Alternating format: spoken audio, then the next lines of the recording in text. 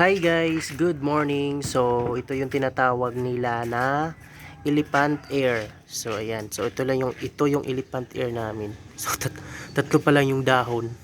Yun guys, so ayan pala yung dahon niya. Ayan. So may patubo na rin siya. Ayan. So kasi kakatanim lang ni mama ito. Ayan, tapos yung isa.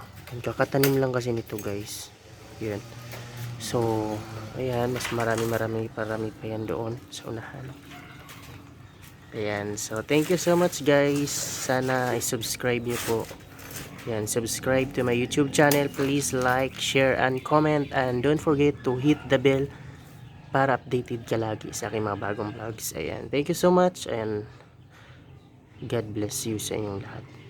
Have a nice day and have a great day. Thank you.